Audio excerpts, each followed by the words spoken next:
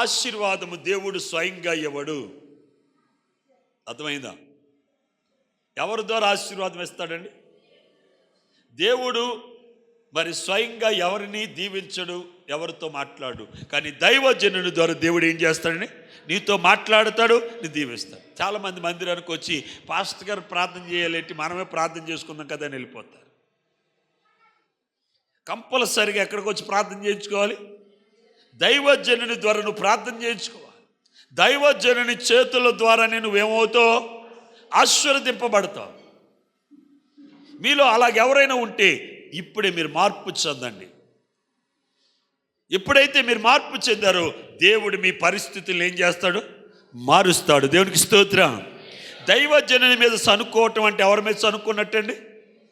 చెప్పాలి, గట్టిగా చెప్పాలి, గట్టిగా చెప్పాలి. అహరోను మిరియాము ఎవరి మీద సనుక్కున్నారు? ఎవరి మీద సనుక్కున్నాడు? సనుక్కుంటే ఏమొచ్చింది వాళ్ళకి? చెప్పండి. సనుక్కుంటే ఏమొచ్చింది?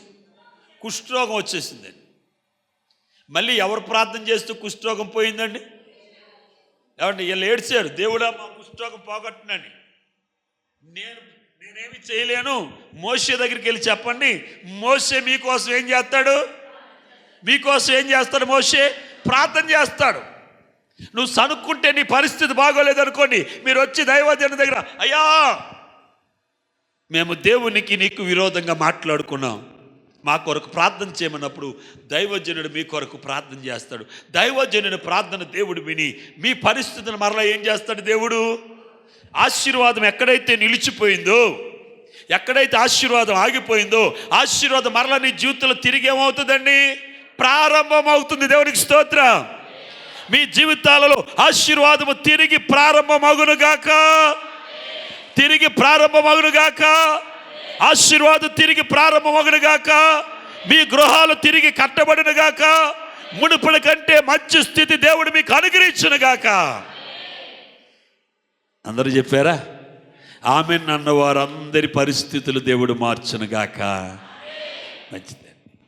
మీ పరిస్థితి నేను మార్చలేనమ్మా, మీ స్థితిని నేను మార్చలేనయ్యా, కానీ నా దేవుడు మార్చగలడు. నా దేవుడు చేయగలడండి. ఉన్నది లేనట్లును లేనిది ఉన్నట్లు చేయవాడు ఎవరండి? ఆయనే. ఇక్కడ బండ మీద కట్టబడిన ఇల్లు అటండి, గాలేసింది, వర్షం వచ్చింది, వరదలు వచ్చినాయి, కానీ ఆ ఇల్లు ఎలాగుందట? నీ ఇల్లు బండ మీద కట్టబడితే నీ ఇల్లు ఎలాగుంటుందండి? నీ ఇల్లు బండ మీద కట్టబడాలి. బండ మీద కట్టబడాలంటే ఈ నా మాటలు విని వాటి చెప్పను, అంటే దేవుని మాటలు విని వాటి చెప్పను మనం ఏం చేయాలి? చెప్పండి అమ్మా, చెప్పాలి. ఏమన్నా చేసేవాడు ఏం చేస్తాడు? చెప్తాడండి. చేసేవాడు చెప్తాడు కదా. మీరు చెప్పట్లేదంటే ఎలా ఉంది మీ మనసు? ఇంకా సంకుచితంగానే ఉంది. ఈ నా మాటలు విని వాటి చొప్పున చెయ్యి ప్రతివాడు బండ మీద ఇల్లు కట్టుకున్న బుద్ధిమంతుని పోలి ఉండు. నువ్వెవరి మాటలు వినాలి? యేసయ్య మాటలు వినాలి. యేసయ్య మాటల ప్రకారంగా చేయాలి. యేసయ్య చిత్తాన్ని నువ్వు నెరవేర్చాలి. యేసయ్య ఉద్దేశాన్ని నువ్వు నెరవేర్చాలి. ఇక్కడ దావీదు ఎలాగున్నాడు అంటే తెలుసండి, దేవుని యొక్క హృదయానుసారిగా దావీదు. ఎవరు హృదయానుసారి అట? దేవుని హృదయానుసారి. మనం ఎవరు హృదయం? మన హృదయానికి ఏది నచ్చితే అది చేస్తాం. దేవునికి నచ్చింది చేస్తున్నాం మనం. చెప్పండి అమ్మా. అమ్మా, దేవునికి నచ్చింది చేస్తానా? ఎవరికి నచ్చింది చేస్తున్నా? దేవునికి నచ్చింది చేస్తే మీరు ఏం చేస్తారు? 7:30 గంటలకు ఇక్కడ ఉంటారు. ఏమ్మా, దేవునికి నచ్చింది చేస్తే ఎన్ని గంటలకు ఉంటారు మీరు? 7:30 గంటలకు ఇక్కడ ఉంటారు. దేవునికి నచ్చింది చేస్తే రోజుకు 2:30 గంటలు మీరు ఏం చేస్తారు? దేవునితో గడుపుతారు. దేవునికి నచ్చింది చేస్తే ఒక్క ఆత్మనైనా దేవుని దగ్గర నడిపించడానికి మీరు ఏం చేస్తారు? ప్రయాసపడతారు. ఒక నెట్వర్క్ బిజినెస్ మీకు ఎవరన్నా అప్పచెప్పారనుకో, మీరు చేస్తున్నారనుకోండి, ఎంత కష్టపడి చేస్తారని. ఏమండి, నెట్వర్క్ బిజినెస్ అంటే ఏంటి? ఒకళ్ళు ముగ్గురు 9 అలాగా లింక్డ్. ఎందుకంటే డబ్బులు వస్తున్నాయి కదా. అదే నెట్వర్క్ మార్కెటింగ్ ఇక్కడ మీరు చేస్తే పరలోకంలో మీ ధనం ఏమవుతుందండి? పరలోకంలో మీ ధనం ఏమవుతుందండి? పెరిగిపోద్దండి. ఇక్కడ ఉండేది ఒక గట్టిగా ఉంటే ఒక 60 సంవత్సరాలు, 70 సంవత్సరాలు, లేదా 80 సంవత్సరాలు. ఇప్పటికి మన జీవితం అప్పుడే సగం ఏమైపోయింది? సంక నాకి పోయింది, సగం లైఫ్ అయిపోయింది. వెనక్కి తిరిగి చూసుకుని ఏం సాధించామంటే జీరో, ఏమీ లేదు. ఇక కొద్ది ఆయుష్ మాత్రమే మనకి మిగిలి ఉంది. అది చాలా స్వల్పం, చాలా తక్కువ. ఇప్పటి వరకు మనం చేయలేనిది కొద్ది సమయంలోనే మనం ఏం చేయాలి? చేసి నిత్య రాజ్యములు మనం ప్రవేశించడానికి అర్హత, యోగ్యతను మనం ఏం చేయాలండి? సంపాదించుకోవాలంటే ఏదో వినేసి వెళ్ళిపోవటం కాదండి. విన్న దాని ప్రకారంగా మనం ఏం చేయాలి? జీవించాలని. ఇక్కడ ప్రభువు మనం ఎలాగుండాలని కోరుకుంటున్నాడు తెలుసండి. మొదటి రాజుల గ్రంథము 17వ వచనం. మొదటి రాజులు 5వ అధ్యాయము 17వ వాక్యం. రాజు సెలవీయగా వారు మందిరం యొక్క పునాదిని చెక్కిన రాళ్లతో వేయుటకును గొప్ప రాళ్లను, మిక్కిలి వెలగల రాళ్లను తెప్పించిరి. దేవునికి స్తోత్రం. హల్లెలూయా, హల్లెలూయా. వారటండి మందిరమునకు పునాది వేయడానికట. దేనికంటే?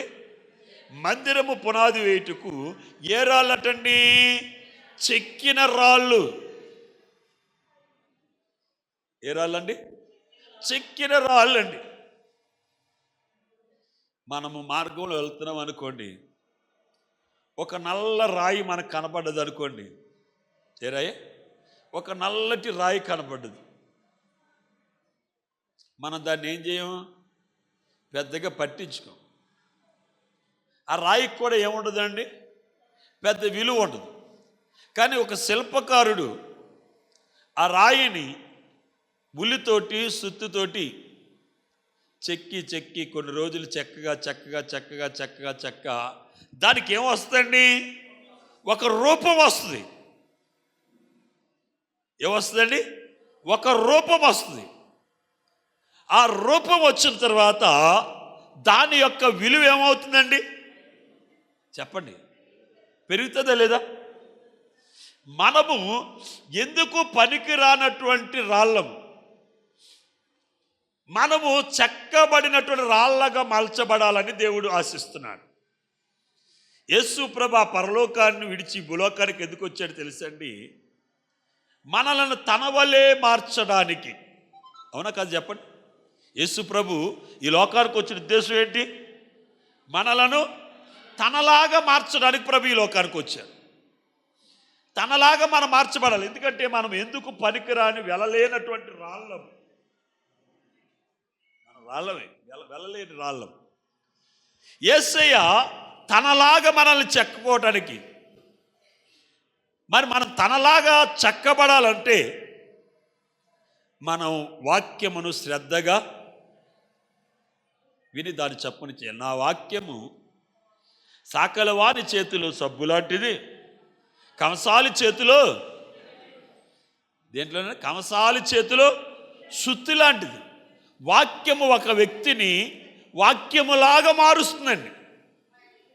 అంటే వాక్యమును నువ్వు విని దాని చప్పున నువ్వు జీవించవనుకోను, నువ్వు ఎలా మారిపోతావు? వాక్యములాగా. అంటే విలువ లేని నీవు విలువ కలిగిన యేసయ్యలాగా నువ్వేమవుతావు? మార్పు చెందుతావు. ఇక్కడ వాక్యం ఏమని చెప్తుందంటే, రాజు ఏమని సెలవిస్తున్నాడంటే, మందిరం యొక్క పునాదిని చెక్కిన రాళ్లతో వేయుటకును గొప్ప రాళ్ళు, అంటే గొప్ప రాళ్లను, అంటే చెక్కబడిన తర్వాత అది ఏ రాయిగా మారుతుందండి? గొప్ప రాయిగా మారుతుంది. అది మిక్కిలి వెలగల రాళ్ళగా. దేవుడికి స్తోత్రం. హల్లెలూయా. మిక్కిలి వెలగలిగినటువంటి రాళ్ళగా మనం మలచబడాలి. మనం ఏమై ఉన్నామని ప్రభు చెప్తున్నాడండి. ఈ లోకములో దేవుడు ఇటుక మీద ఇటుక, రాయి మీద రాయి పెట్టి కట్టిన ఈ మందిరములో నివసించడానికి ఆయన ఇష్టపడట్లేదు. ఇష్టపడుతున్నాడు చెప్పండి. సొలొమోను మహారాజు అంటున్నాడు, ఆకాశము నీ సింహాసనము, భూమి నీ పాదపీఠం, నేను కట్టిన ఈ మందిరం ఏ పార్టీదయ్యా అన్నాడు. ఈ మందిరం ఏ పార్టీదయ్యా అంటున్నాడు. యేసయ్య ఏమన్నాడంటే, రాయి మీద రాయి కట్టబడిన ఈ మందిరంలో నివసించడానికి నేను ఇష్టపడట్లేదు. మరి దేనితో కట్టబడాలట?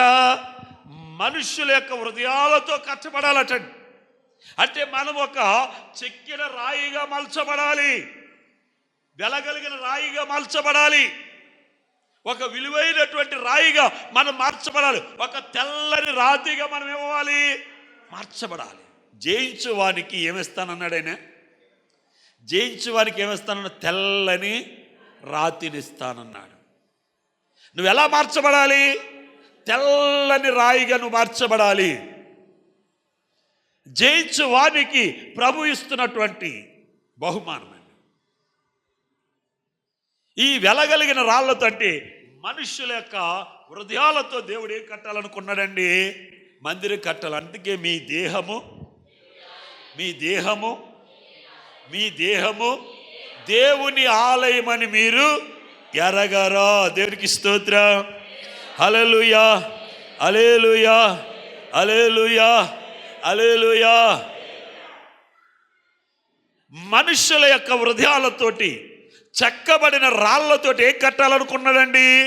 మందిరము పునాది వేసి మందిరం కట్టాలన్నాడు. ఆ మాట మరొకసారి చదవండి. రాజు సెలవీయగా వారు మందిరం యొక్క పునాదిని చెక్కిన రాళ్లతో వేయుటకును గొప్ప రాళ్లను మిక్కిలి వెలగల రాళ్లను తెప్పించిరి. దేవునికి స్తోత్రం. హల్లెలూయా. ఇక్కడ చాలా రాళ్ళు ఉన్నాయండి. ఇక్కడ చాలా రాళ్ళు ఉన్నాయి. ఇందులో కొన్ని పనికొచ్చే రాళ్ళండి.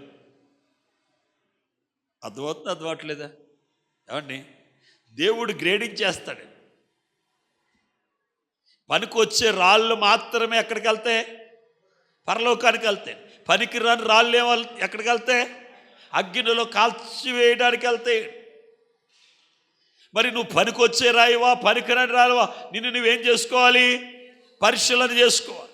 నువ్వు పనికొచ్చే రాయివైతే పరలోకములో ఒక స్తంభం వలె దేవుడు నిన్ను నిలబెడతాడు. నీకు జీవ కిరీటాన్ని ఇస్తాడు. పరలోకంలో ఒక ఉన్నతమైన స్థానాన్ని ఇస్తాడు. కనుక దానిని మనం పొందుకోవాలంటే మనం ఎలాగ ఉండాలో తెలుసండి ప్రియమైనటువంటి వారరా. బాగుగా చెక్కబడినటువంటి విలువైనటువంటి వెలగలిగిన రాళ్ళగా మనం ఏమవ్వాలి? మార్చబడాలి. అది ఎవరు చేస్తారండి? ఎవరు చేస్తారు? వాక్యమండి. వాక్యమే. నువ్వే వాక్యమైతే ఉంటున్నావు, ఏ వాక్యమైతే చదువుతున్నావు, ఆ వాక్యమే నిన్ను ఒక వెలగలిగిన రాయిగా చేస్తుంది, చెక్కబడినటువంటి రాయిగా చేస్తుంది, విలువైనటువంటి రాయిగా నిన్ను చేస్తుంది, మలచబడిన రాయిగా చేస్తుంది. నా దేవుని మందిరానికి పునాదికి పనికొచ్చే రాయిగా నువ్వేమవుతావు? చేయబడతావు. అలా నువ్వు చేయబడితేనే తప్ప నీ పేరు ఎక్కడ ఉండదు? అని గొర్రెపిల్ల యొక్క జీవ గ్రంథంలో ఉండదు. మన పేరు ఎక్కడ ఉండాలి? గొర్రెపిల్ల యొక్క జీవ గ్రంథములో ఉండాలి. చివరిగా ఒక మాట చదువుకొని మనం ముగించుకుందాం. చూడండి, బైబిల్ గ్రంథములు కీర్తనల గ్రంథము 122వ కీర్తన 3వ వచనం. 122వ కీర్తన. యెరూషలేమా, బాగుగా కట్టబడిన పట్టణం వలె నీవు కట్టబడి ఉన్నావు. దేవునికి స్తోత్రం. ఈ మాట మనం అందరం కలిసి చదువుదామా? యెరూషలేమా, బాగుగా కట్టబడిన పట్టణం వలె నీవు కట్టబడి ఉన్నావు. యెరూషలేమా, బాగుగా కట్టబడిన పట్టణం వలె నీవు కట్టబడి ఉన్నావు. యెరూషలేం అనగా సంఘము. ఓ సంఘమా, సెపరేటేనమ్మా. ఓ సంఘమా, బాగుగా కట్టబడిన పట్టణం వలె నీవు కట్టబడి ఉన్నావు. సంఘం ఎలాగుందటండి అమ్మ? సంఘం ఎలాగుంది? బాగుగా కట్టబడిన. మనం ఎలాగ ఉండాలి? బాగుగా కట్టబడిన సంఘం మాదిరిగా ఉండాలి. బాగుగా కట్టబడిన పట్టణం మాదిరిగా ఉండాలి. ప్రియ సహోదరి సోదర, నీవు బాగుగా కట్టబడినటువంటి పట్టణం వల్ల ఎప్పుడు ఉంటావంటే నువ్వు చెక్కబడినప్పుడు ఏమవ్వాలి? ఏమవ్వాలి చెప్పండి? చెక్కబడినప్పుడు. నువ్వు చెక్కబడ్డావా? పరిశుద్ధాత్మ దేవుడు నేను ప్రశ్నిస్తున్నాను. చెక్కబడ్డావు అంటే ఎలా తెలుస్తుంది అయ్యగారు? ఎలా తెలుస్తుంది? నువ్వు ఇంటికి ఇప్పుడు ఇక్కడి నుంచి ఇంటికి వెళ్తావు కదా, ఇంటికాడ ఉన్నవాళ్ళు నీ గురించి మాట్లాడుకోవాలని, ఎంత మారింది ఈ అమ్మాయి, నిన్న కోపం ఉందనుకోండి, వాళ్ళ కోపం లేకుండా శాంతంగా ఉన్నావు అనుకోండి, ఏం మాట్లాడుతుంది చెప్పండి? అంటే నీ కోపం ఏమైంది? నీ కోపం ఏమైంది? చెక్కబడింది. నిన్నటిదాకా ఇతరుల మీద అసూయ పడుతున్నావు అనుకోండి, అసూయ లేదనుకోండి, నీ అసూయ ఏమైంది? శరీర కార్యాలు ఉన్నాయి కదండి. అయితే ఆ శరీర కార్యాలు చదవమ్మా. స్పష్టమై ఉన్నవి అవేమనగా ఏటమ్మా? జారత్వము, అపవిత్రత, కాముకత్వము, విగ్రహారాధన, వ్యభిచారము, కలహములు, మత్సరములు, క్రోధములు, కక్షలు, భేదములు, ఇమతములు, అసూయలు, అల్లరితో కూడిన ఆటపాటలు. అర్థమైనమ్మా? ఇవి నీలో లేవనుకోండి, నీ ఇంటి పక్కన ఉన్న వాళ్ళు ఏం మాట్లాడుకుంటారు చెప్పండి? చెప్పండి ఏమని? నువ్వు మారావని చెప్పండి. అంటే ఇవి నీలో ఏమైనాయి చెప్పాలి? చెక్కబడినవి. ఎప్పుడైతే నీలో చెక్కబడినవో నీలోకి ఏమొచ్చేస్తాయి తెలుసండి? ఆత్మఫలాలు వచ్చేస్తాయి. అది చదవండి అమ్మ ఇప్పుడు. ప్రేమ, సంతోషము, సమాధానము, దీర్ఘశాంతము, దయాళత్వము, మంచితనము, విశ్వాసము, సాత్వికము, ఆశానిగ్రహము. దేవునికి స్తోత్రం. 9 ఫలాలు ఇచ్చాడండి ఇక్కడ. ఈ 9 నీలో ఉన్నాయి అనుకోండి, నువ్వు ఏ రాయివి? ఏ రాయివి చెప్పండి? చెక్కబడిన రాయివి. ఈ 9 నీలో లేవనుకోండి, నువ్వు ఇంకా ఏమవ్వలేదండి? రాయిలాగే ఉన్నావు. నువ్వు ఇంకా చెక్కబడలేదు. మరి చెక్కబడలేదంటే నువ్వు దేనికి పనికిరావు? దేవుని ఆలయానికి పునాదికి నువ్వు పనికిరావు. దేవుని పట్టణంలో ఉండడానికి నువ్వు పనికిరావు. సంఘము కట్టడానికి నువ్వు పనికిరావు. యెరూషలేము కట్టడానికి నువ్వు పనికిరావు. పనికిరాని ప్రతి రాయి ఎక్కడికి వెళ్తుందండి? అగ్ని చేత కాల్చబడడానికి తప్ప మరి దేనికి పనికిరాదు. మరి నువ్వు అగ్ని చేత కాల్చబడే రాయిలాగా ఉంటావా, చెక్కబడిన రాయిగా ఉంటావా? చెప్పాలి, గట్టిగా చెప్పండి. చెక్కబడిన రాయిగా నీవు ఉండాలంటే వాక్యమును విని ఆ వాక్య ప్రకారంగా నువ్వేం చేయాలి? జీవించాలి. ఈ నా మాటలు విని వాటి చొప్పున జరిగించు ప్రతివాడు బండ మీద ఇల్లు కట్టుకున్న బుద్ధిమంతుని పోలి ఉండును. దేవునికి స్తోత్రం. హల్లెలూయా, హల్లెలూయా. బండ మీద ఇల్లు కట్టుకున్న వాని పరిస్థితి ఎలాగుంటుందో తెలుసండి? బండ మీద ఇల్లు కట్టుకున్నవాడు పరిస్థితి, కూటుకి లేనివాడు అపర కోటీశ్వరుడు అయిపోతాడు. ఒక ఆయన గురించి నాకు తెలుసు, అతని సాక్ష్యము నేను విన్నాను. తల్లి తండ్రిని కోల్పోయి ఒక ఒంటరి వాడిగా మిగిలి బ్రతకటం కోసం చెయ్యని పని అంటూ లేదండి. బీర్ షాపులో పనిచేశాడు, హోటల్లో పనిచేశాడు, రెస్టారెంట్లో పనిచేశాడు. బ్రతకటం కోసం ఎక్కడెక్కడో పని చేస్తూ ఉండగా యేసుని గూర్చి తెలుసుకుని యేసు యందు విశ్వాసం ఉంచాడండి. విశ్వాసం ఉంచిన నాటి నుండి దేవుడు అతన్ని ఏం చేయటం మొదలెట్టాడు తెలుసండి? ఆశీర్వదించడం. ఎంత విశ్వాసం ఉంచాడని తెలుసండి యేసు యందు?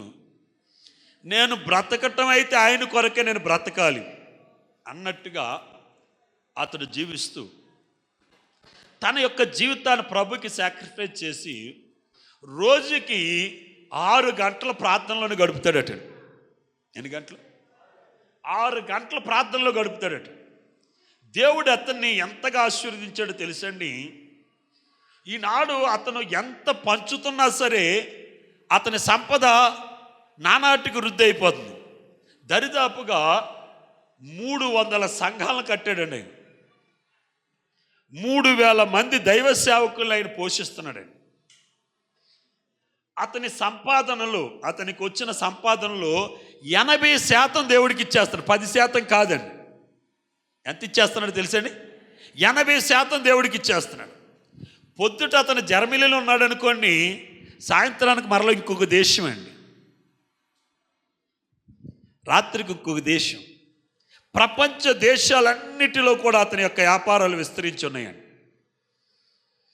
అతని వ్యాపారాన్ని ఏవి చూసుకోవట్లేదండి, ఒక సంతకాలు మాత్రమే పెడతాడు, దేవునితోటే గడుపుతాడండి. నాకు సేవ చేయడానికి దేవుడు పర్మిషన్ ఇవ్వలేదు, కానీ సేవకు సహకరించడానికి నాకు పర్మిషన్ ఇచ్చాడు కనుక నా సంపద అంతా కూడా సేవకే. అంటే అతనికి వచ్చిన ప్రతి రూపాయలు 80 పైసలు దేవునికి ఇచ్చేసి 20 పైసలు మాత్రమే అతను ఉంచుకుంటున్నాడండి. జీరోతో ప్రారంభమయ్యాడండి, ఫుట్పాత్ మీద ప్రారంభమయ్యాడు. ఈరోజు ప్రపంచాన్ని శాసించేటువంటి ఒక ఉన్నతమైన స్థాయికి వెళ్ళాడు అతను. దేవునికి స్తోత్రం, హల్లెలూయా, హల్లెలూయా. 2 చేతులు పైకి ఎత్తి గట్టిగా దేవునికి స్తోత్రం చెప్పండి.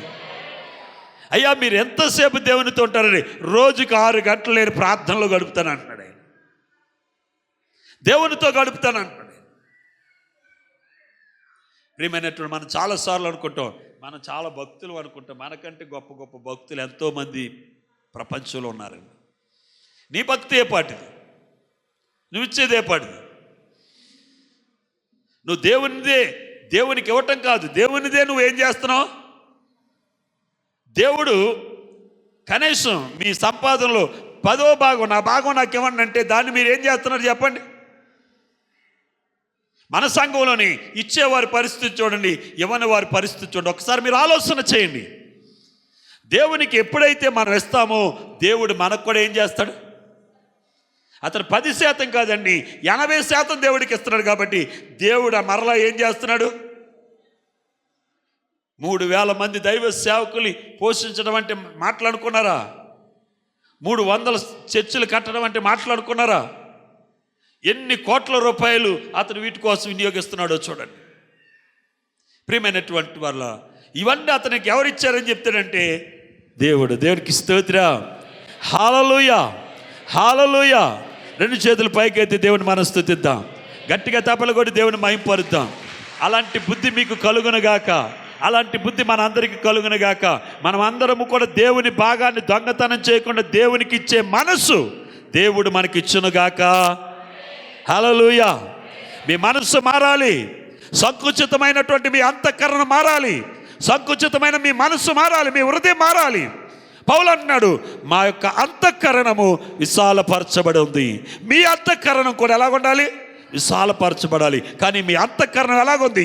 సంకుచితంగా ఉంది. గమనిస్తున్నారు ప్రియ దైవ జనాంగమా? ఆలోచన చేయండి. ఎంతకాలం ఈ బ్రతుకులు మారాలి, ఈ పరిస్థితి మారాలి. దేవుడు మార్చగలడు. నువ్వు చేయగలిగింది నువ్వు చేయి. దేవుడు ఖచ్చితంగా నీ పరిస్థితిని ఆయన ఏం చేస్తాడు? మార్చి చూపిస్తాడు.